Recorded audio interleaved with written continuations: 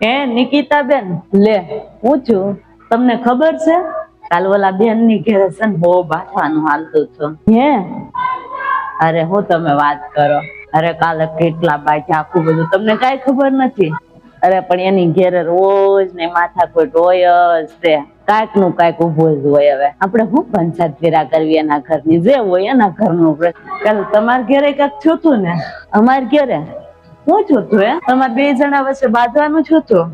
અમારે બે જણા વચ્ચે જે થયું હોય, તમારે શું છે એટલી બધી પંચાયત? અમે ઘરમાં બે જણા જે કરીએ. અરે હું કાંઈ પંચાયત કરવા નથી આવતી, આ તો પૂછું જ છું. તમારે પણ પંચાયત જ ખૂટતી નથી, ઓલા ઘરની પછી અમારા ઘરની આવી ગઈ.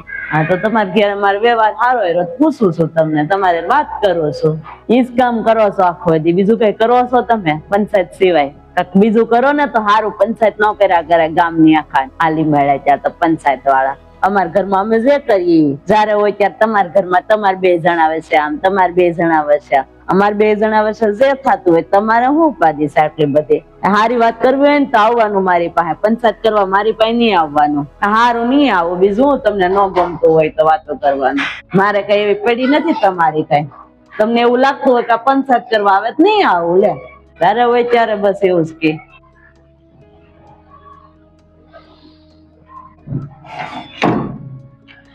હે નિકિતા, હું છું બેટા? એ કાઈ ની, બા ઓલી બાજુ વાળી જોની નકરી પંચાયત જ કરતી હોય, પંચાયત જ કરતી હોય. પેલા બાજુ વાળાની પંચાયત કરીને મને કે તમારા ઘરમાં આમ છો એવું છે, અને નકરી પંચાયત જ કરવી છે. મેં તો કહી દીધું પંચાયત કરવી ને તો મારે ઘેર જ નહીં આવતા. એ હારું જ છું, તેને એમ કહી દીધું ને પંચાયત કરવા આવતી નહીં. બહુ હારું કીધું તે, રોજ મારી યાર એમ જ આવે છે પંચાયત કરવા. એ હારું છું છે તે કહી દીધું ને આવવા જ ન દેવાય એવાને, ઘર બગાડે એવા બાજુ વાળા છે. કોણ રોજની માથાકૂટ એની યાર પંચાયત માં પડે? આપડે કઈ કામ ના પાર છે?